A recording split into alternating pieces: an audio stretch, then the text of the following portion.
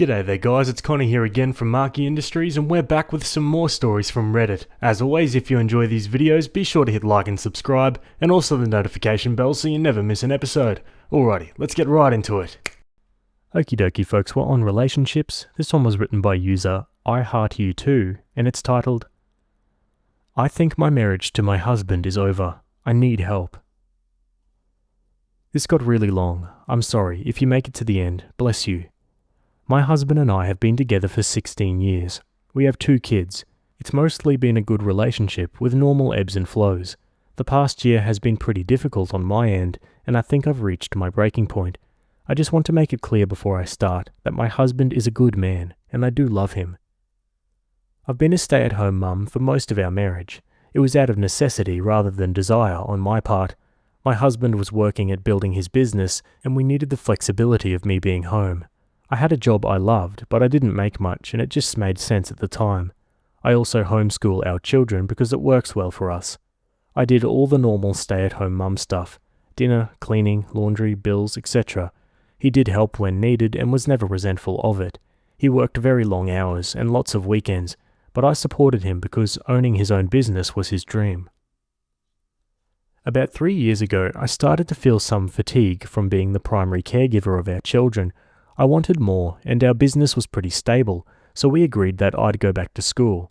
Our children are old enough now that schooling them is less hands-on, so again it made sense. I graduated with my 2-year degree last year and started nursing school shortly thereafter. This is where things started to get rough. Nursing school is a total time suck. It requires so much time and so much energy. We discussed the shifting of responsibility and how difficult this was going to be on all of us, and he said he was supportive.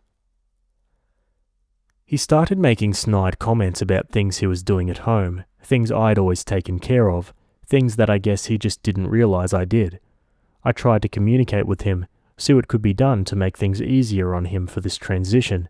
He is not a good communicator though, so I didn't push, a mistake on my part. The comments started getting more frequent and meaner. We've never been mean to each other, it's just not how we fight. Or rather, hasn't been how we fight. He started getting resentful of the time I was up at school or volunteering. I do volunteer quite a bit. Summer came and I thought things would get better. I got a job where I work a few days a week from 7 to 7. I love my job so much and it's really nice to finally be able to contribute to our income. It's really empowering. Over the past few months, I've become a lot more independent. Historically, I've needed my husband a lot. I had some really serious depression after our kids and I couldn't do much without him, like go to the doctor or grocery shop or whatever. Over the past 5 years, I've gotten that under control. Through nursing school, I've made a lot of new friends that I like to spend time with. We grab quick dinners and sometimes head to the movies. This apparently bothers my husband, though he's never actually verbalized it. I started to come home from an activity, volunteering or a night out with friends, to rage on his part. He would yell at me, call me names, and say horribly hurtful things. He went through and read my text messages, trying to find something I'm doing wrong. My friend group is mixed female and male, and most are younger than I am. When I come home, I never know how he'll react. Last night was pretty bad. He stopped replying to my random I love you texts, and this morning didn't bother to say it back. He's hanging up on me, he's ignoring me, he's treating me really badly. He twists my words and ascribes them emotions that I'm just not feeling. I feel like I'm dying inside. Any self-esteem I've gained from following my dreams, he's crushing. While I don't think he's abusive, I feel a lot like I did when I was in an abusive relationship. Walking on eggshells, trying to test the room when I walk in, afraid to do anything that might upset him, being overly nice so that he'll be nice back. To be clear, I'm home most nights. I might go out with friends once a week or twice, but once is during the day. Like this week, Sunday, I went to dinner with a friend that was leaving for New York the next day. I was gone 2 hours. Monday, I was home. Tuesday, I was working all day, then went up to the school for midnight registration. Wednesday is my weekly volunteer day, and whoever is volunteering goes out for food after for about an hour. Today, I'm working a short shift. Tomorrow, Saturday and Sunday, I'm at home. I'm just done. I'm so tired of feeling badly about myself, like I'm doing something wrong. I've tried to talk about all of this 1,000 times. I never fight back when he's yelling at me or calling me names. I've suggested cancelling. I'm going to therapy myself, but he's not interested. The problem is, I don't want my marriage to be over. I love him and I promised him forever. I don't break my promises. I just want things to go back to where they were a year ago. I need help. Thanks in advance. Yeah, but you don't want it to go back to where you were a year ago. Opie wasn't happy then, and now she's doing what she loves and this guy's tearing her down. Yeah, it's going to take some serious work to move through this, I think. Let's go to the comments. You need to hold your ground on this. This is abuse. He needs to openly discuss and admit that you being independent is bugging him. Now he's just allowing it to build up to the point divorce will be your only option. He needs to discuss either openly with you or go to counselling. If not, there's no way to recover. Opie replies, "Thanks for your reply. He does tell me that my independence bothers him. He feels like I don't need him anymore, or that I'll be okay without him, which I would, as he would without me, but he won't do anything to resolve these feelings or communicate what I can do to reassure him that I still do need him. It's one of those, I don't need you to save me, I need you to stand by me while I save myself type of things, and he's just not okay with that. If he can't see you grow into a position that he himself was or still is at then, it sounds like he has a very dominant type of personality. Dealing with such people is hard. If it affects your love for him and harms your kids, then I would definitely get out of there. I'm the son of a single mother. As much as I loved my father, he couldn't support us. While it sounds a little different for you, he definitely seems to see this as a sort of competition. TLDR, give him an ultimatum and stand behind it. If you really aren't happy with being with him, understand that you don't have to be." Opie says, "Thank you. The competition thing is so on the money, my gosh. And while I like to think that my kids don't know what's going on, that's very short-sighted of me."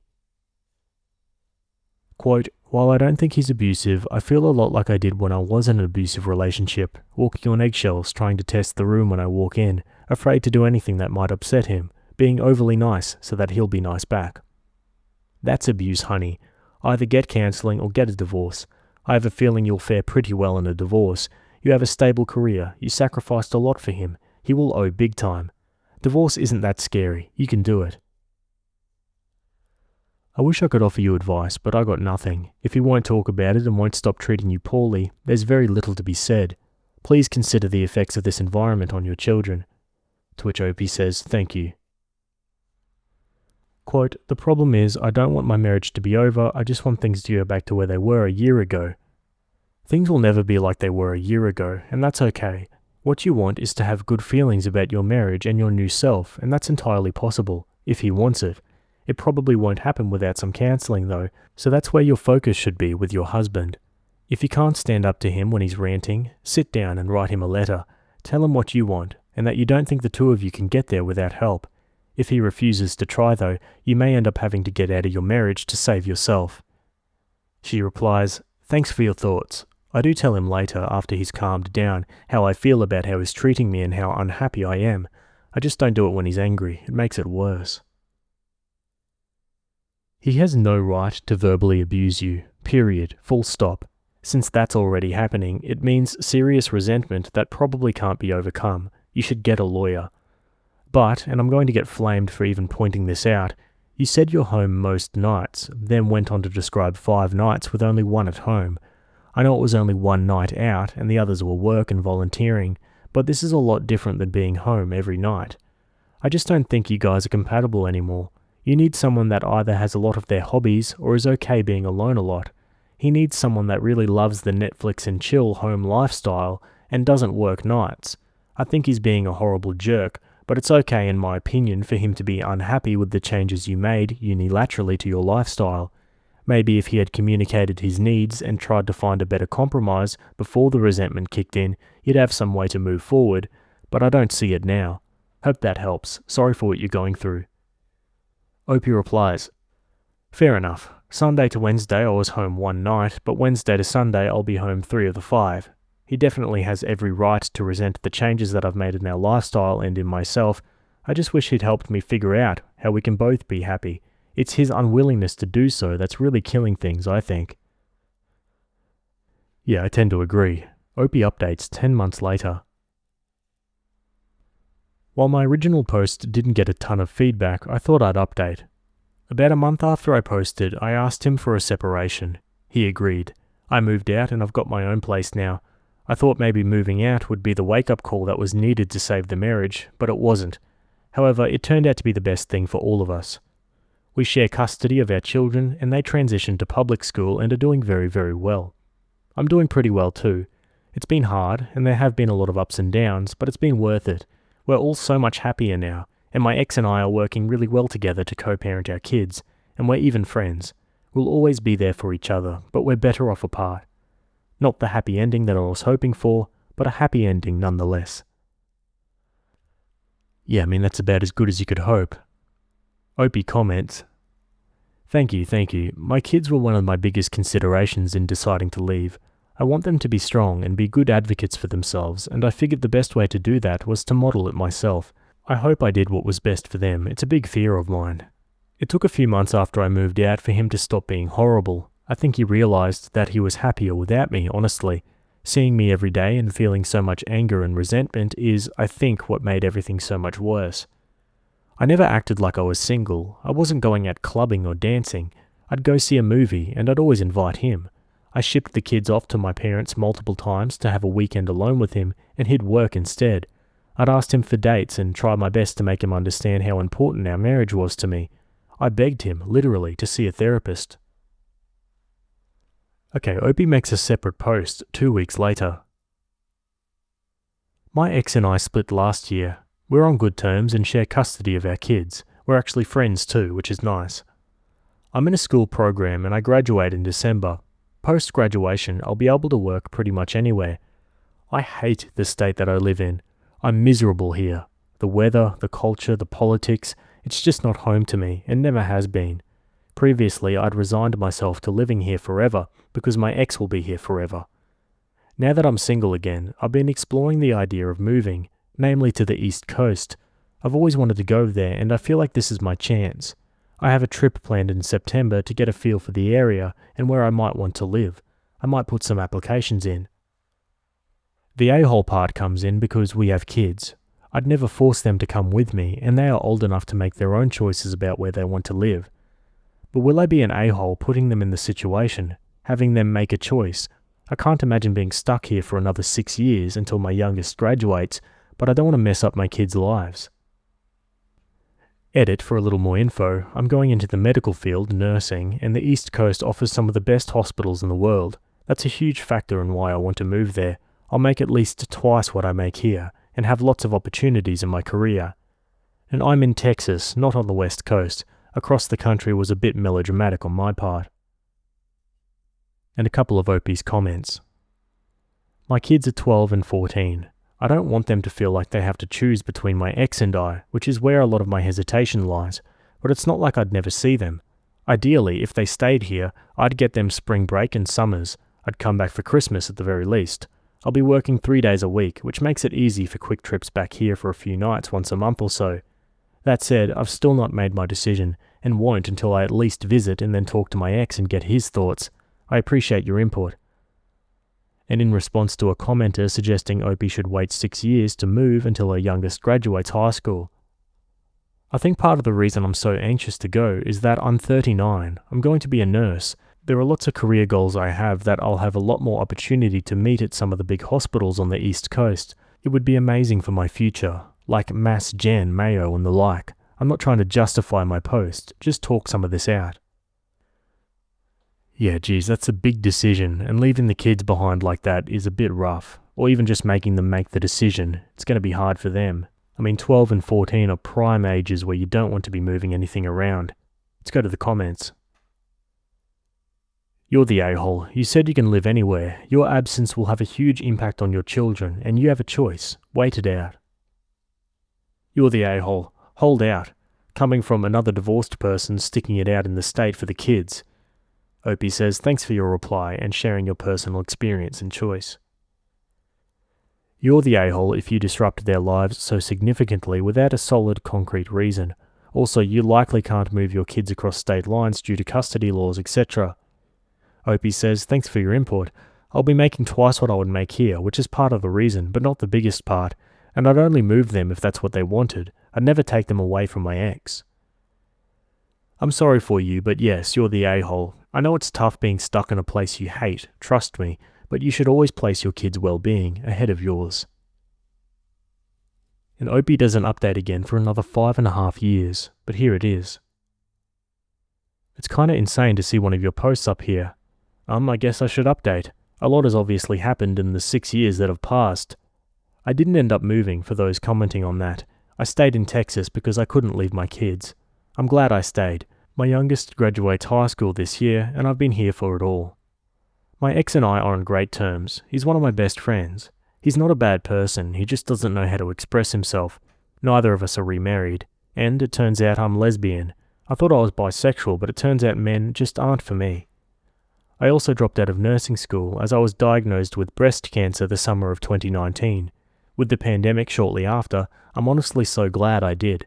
I could technically go back, but I'm at peace with my choice.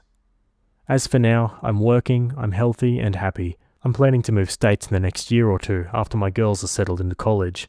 Then it'll be my time to be selfish. Alrighty folks, and that's the end of that story. As always, I'd love to hear your thoughts down below.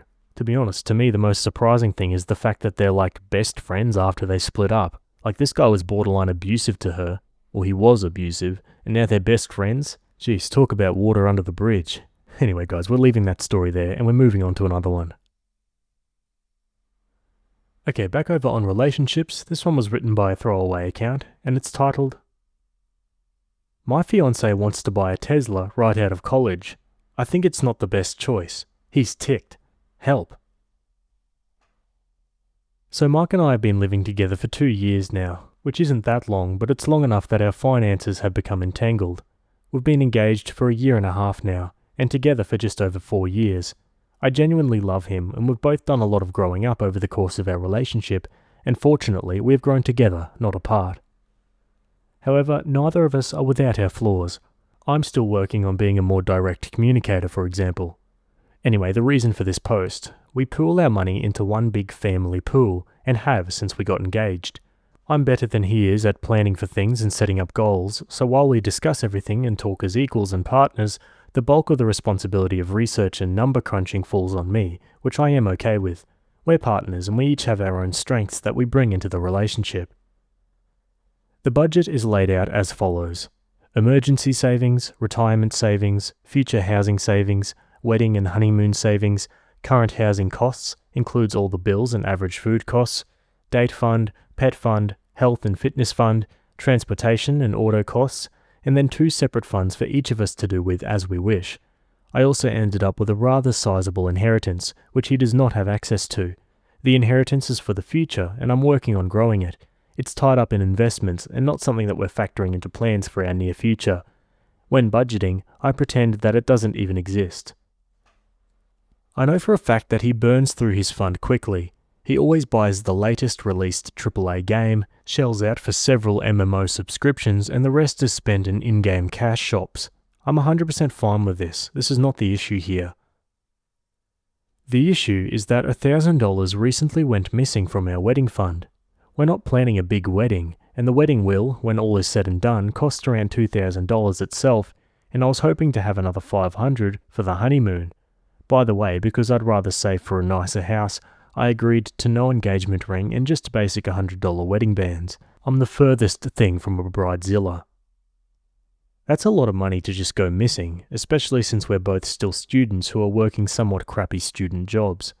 I'm actually quite proud of myself for just calmly and bluntly asking what happened to that $1,000, and he informed me that he had reserved a Tesla Model 3 for himself. He could tell that I wasn't thrilled about that, and he asked if I was upset. I said, yes, but I don't want to talk about it right now. He asked if I was going to do some research, and I said yes, and went off into my study area. Things have been a bit weird since then. He's angry with me because he doesn't feel like I'm supporting him, and he says I must not want him to have nice things like his dream car. Now, I've already secured my first out-of-college job.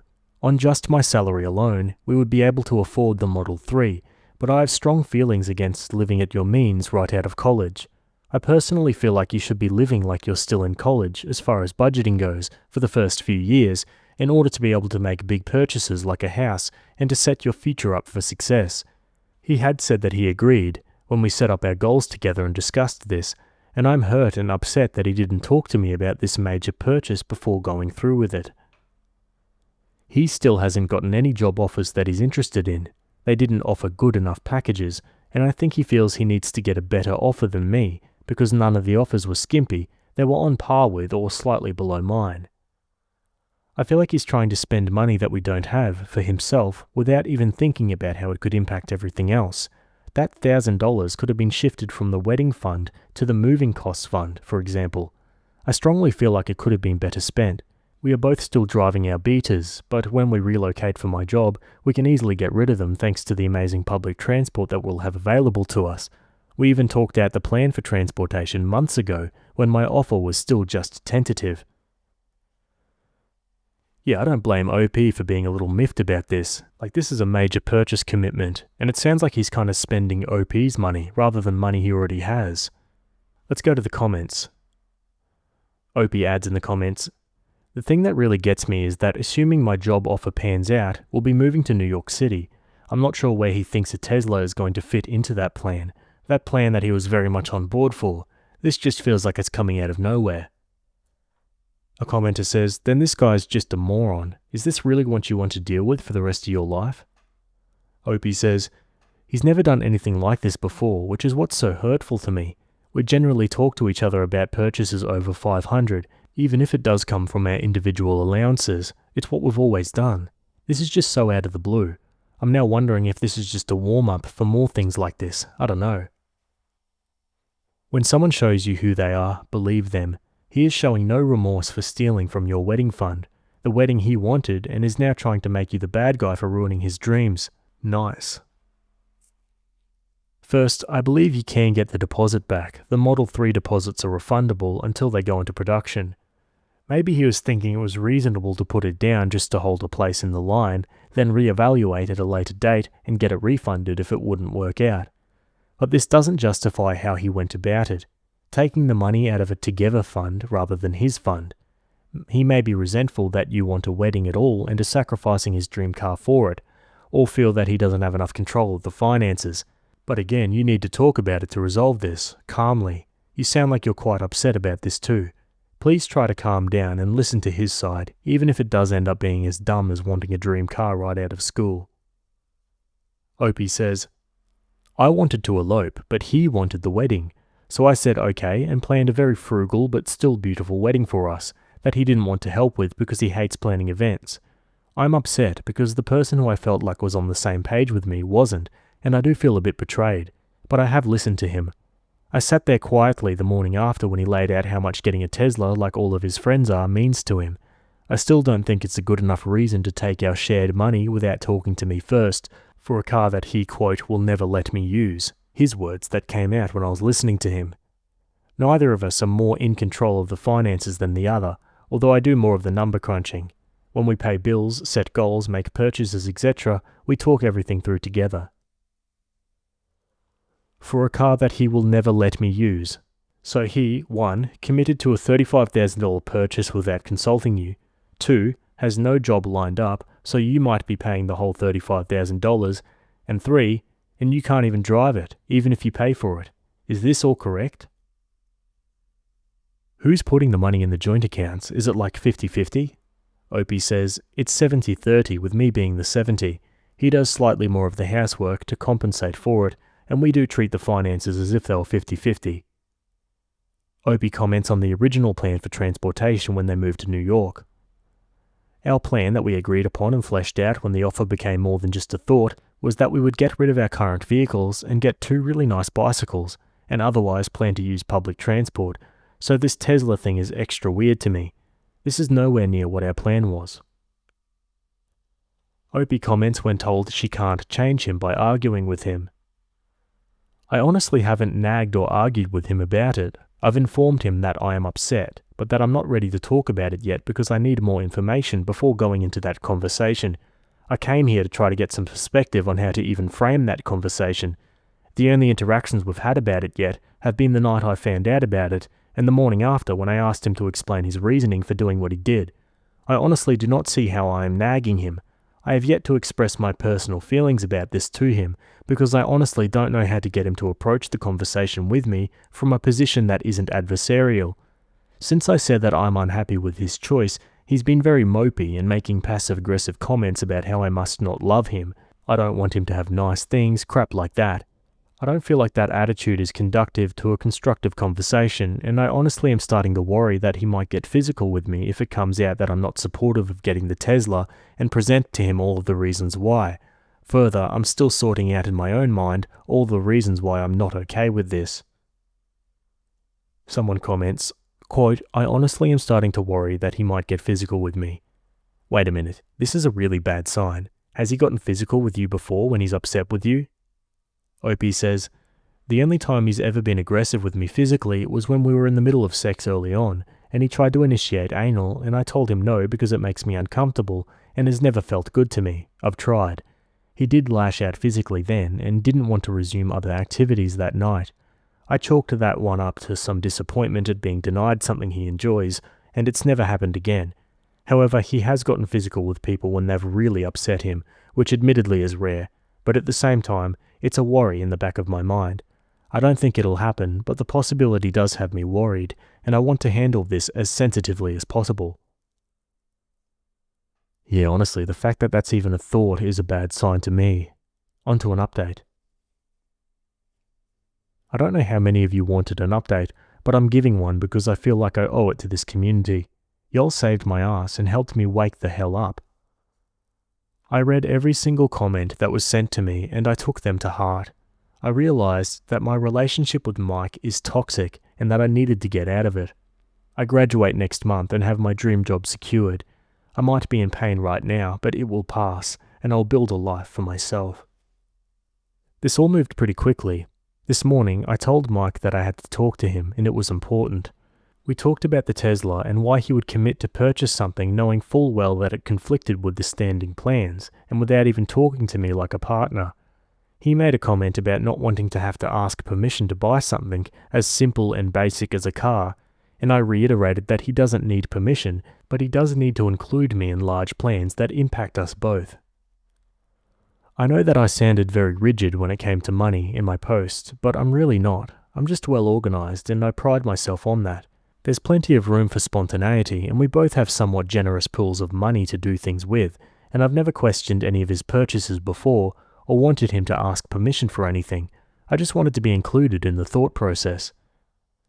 He told me that he was considering taking out a loan for the car, and we went through all of the reasons why that is a bad idea, especially with his massive student debt. He lashed out at me because I'm apparently approaching this from an unreasonable position of privilege in that I don't have any student debt, and I don't understand how all debt can be good. I don't have debt because I got some great grants and scholarship, and the meager loans I did take out have already been paid off. My education wasn't handed to me, as he was implying. I became emotional during our talk, and I told him that I had to call the wedding off, and I'll be moving out because this is an irreconcilable difference, and I can't be with someone who doesn't share the same goals that I do, or at the very least has respect for me as a person. He didn't seem to care, and went back to his computer to play one of his games. That was several hours ago, and I've been busy sorting things out. We rent from his dad, and I was never on the lease, so I don't have a landlord to work anything out with, since it was all under the table anyway.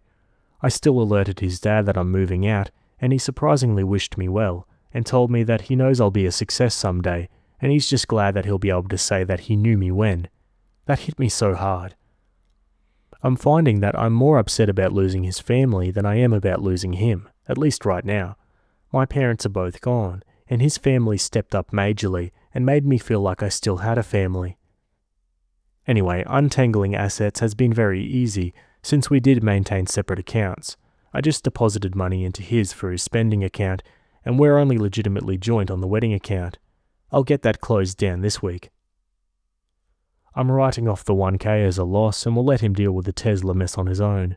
Who knows, maybe he will sort everything out, but I didn't want to go along for that ride. I'm writing this from my best friend's place. She's insisting that I stay here with her until I have to leave, and I'm so thankful for that.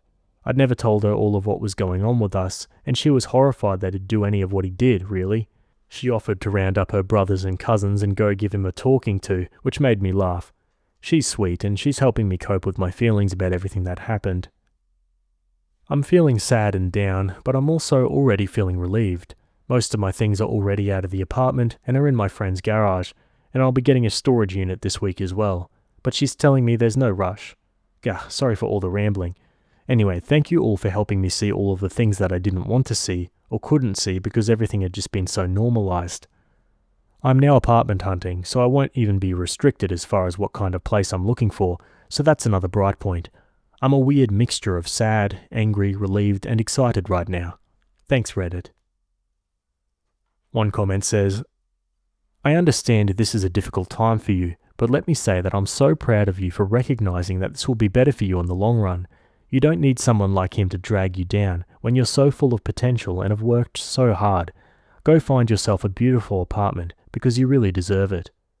Opie says, well, the tentative plan is to find the cheapest, smallest place I can and in a relatively safe area and save until I can find something better and have a better idea of where in the city I want to live. It's weird to just be totally free, but I like it. It's the first time I've ever been entirely alone. I think this will be a good thing in the long run. At least, I hope so. Do you care that he didn't care that you left at all? Opie replies, I do, but I think I'm still a bit in shock over everything, to be honest. I needed to get out ASAP once everything really hit me. Holy crap, was that toxic. However, I don't think the reality of the breakup itself has hit me yet. I'm glad that I have a few months to process and grieve and move on before needing to move to New York and start that job. Good for you, girl. So proud of you. You're certainly an inspiration to this girl who doesn't know how to get out of a crappy relationship. Opie says, honestly, having a bunch of random people who don't know me scream at me like, what the F are you frickin' doing? Are you a moron? Helped a lot.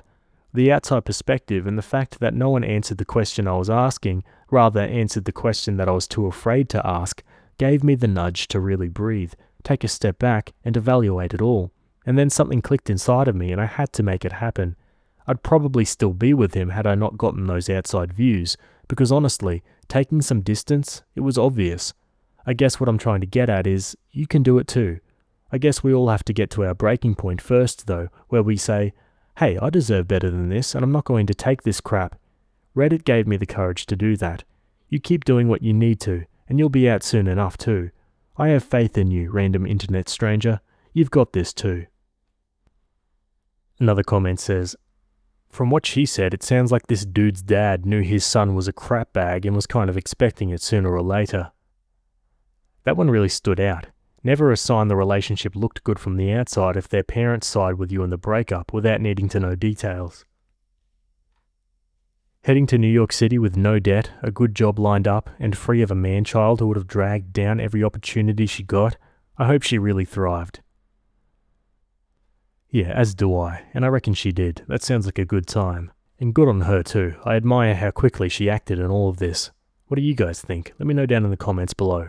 Anyway, that's it from that story, and we're going to move on once again. Alrighty, still on relationships. This one was written by user Poop is Too Funny, and it's titled, Me with my significant other of 3 years are having a problem. He keeps using my clothes as cum rags. So, a little info. We're having some sex issues. Are only having sex a couple of times a month. He naturally has started jerking off more. I have only a slight issue with this, mainly that I'm really unsatisfied because I have a high sex drive. He tells me I'm not enticing him enough. Fair, I've been kind of down since I lost my job, but the problem I really have is that he keeps using my clothes as a cum rag. Clean or dirty, doesn't matter. The reason I hate this so much is I can smell the semen even after being washed, when my body heats up. He knows this and I've been pretty patient in the past about when he mistakenly uses my clothes because it's dark. I know that I'm even more sensitive about it now because of the sex issues we're having, I get that. But it really does bug me. Not only the smell, but now it's like he's plastering my inadequacy all over my clothes, as well as disrespecting my wishes. He says I'm making something out of nothing, or I'm making unnecessary drama. So my question to you all is, am I? Should I be more tolerant? I definitely do not want to create more tension in the house, but I do want him to respect my wishes and boundaries. Please help me with any advice, perspectives, anything. Thanks in advance. Going for lunch now, but we'll check back in a little while to respond to you kind folks. What on earth? I mean, isn't the bare minimum just to use a tissue or toilet paper or something? Why is this guy doing it on your clothes? That's disgusting. Let's go to the comments. Ew, your relationship has deeper problems than the clothes thing. Not enticing him enough? Is he freaking kidding? It's not your job to entice him. Opie says, could you elaborate on that? On the whole not my job thing? Please. I ask because I've told him this before, but have failed to communicate the concept in a way that convinces him. So, curious what you have to say on that. Is this real? I know that relationships are quick to whip out the breakup solution, but I would totally understand breaking up over this. Call me crazy, but I find that jerking off into my significant other's clothes while not satisfying her physically is pretty disrespectful if you ask me. Seriously, is this really what's happening? You guys have been together for 3 years? This post makes me feel like I'm taking crazy pills. Opie says, yes, it is really happening. Yes, we've been together for 3 years. The ejaculating into my clothes thing has happened a few times in the first couple of years, where I made my wishes very apparent. It has been happening more often now, since we're not having sex much. Fine, I'll be the one to say it. Your boyfriend is kind of a terrible person. He's actually gotten worse over the last 3. I have nothing to base this on except the information that you've provided here, but this doesn't sound like a very good relationship. I mean, I guess you have your reasons for wanting to stay, but if the main reason is because it's easier than breaking up, then just know the chances of his behavior and worldview changing in a way that is beneficial to you are not good. You're being way too tolerant. Whether it's a fetish or he's doing it intentionally to cause you discomfort, like a control thing, it's completely unacceptable.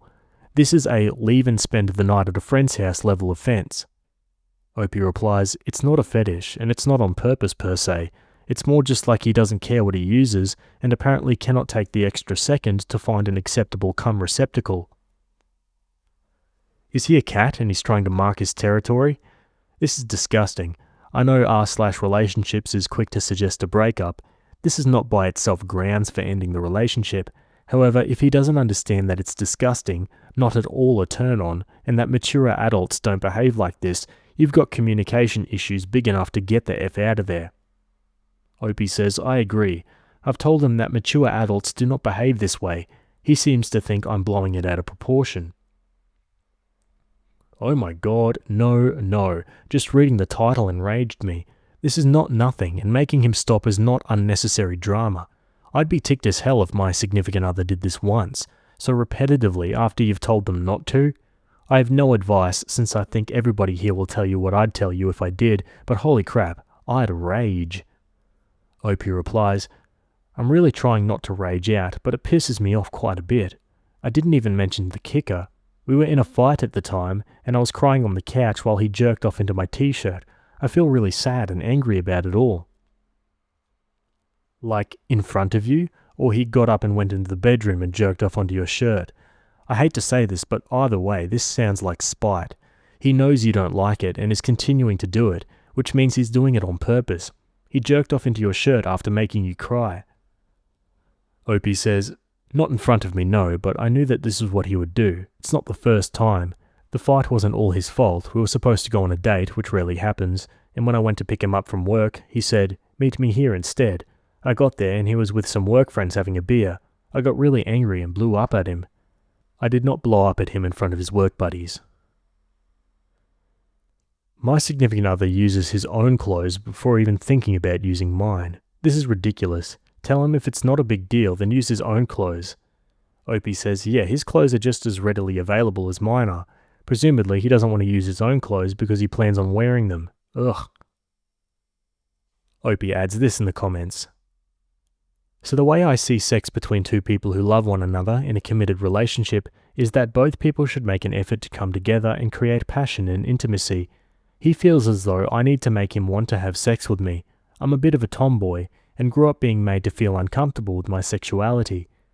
He says I don't act sexy. When I've made attempts to understand what exactly he means, it looks contrived and sort of like porn to me. Nevertheless, I have tried, with limited success over the years. There was once a time where I was doing what he likes, but I grew tired of being the only one trying to entice. Since then, we have really not been having much sex. So how do I convince him that relationship sex is not the same as porn sex, or dating sex, or one-night stand sex? He was single for 6 years before dating me. Thanks for your reply, stranger. Edit. Thank you all for your words of encouragement and validation. I've shown him all of your comments. He was quiet for a long time, then apologized. I'm making my Hail Mary pass right now. If it doesn't work, I'll take the main point of advice from most of you and leave him. I know it'll be hard, and will look back on this thread to give me the courage should I need it. Thank you, relationships community, for helping me see myself with more respect, and remember that I ought to expect it from others. And now for an update. I'll try to keep it short. To the many people who told me that even if he stopped coming onto my clothes, he'd start doing something else disrespectful, you were right. He decided that verbally abusing me until I was huddled into a corner was his new way to make me feel like a piece of crap. And when I couldn't take it anymore, I got physically abusive. I'm so ashamed, but at least it's frickin' over. Dear God, is this real life? Wow, what a story. But like Opie said, at least it's frickin' over. Man, that sort of thing will keep you up at night. Anyway guys, that's it from me today. Hope you all enjoyed those stories. Thanks for making it to the end, and I'll see you all in the next video. Have a good day. Cheers.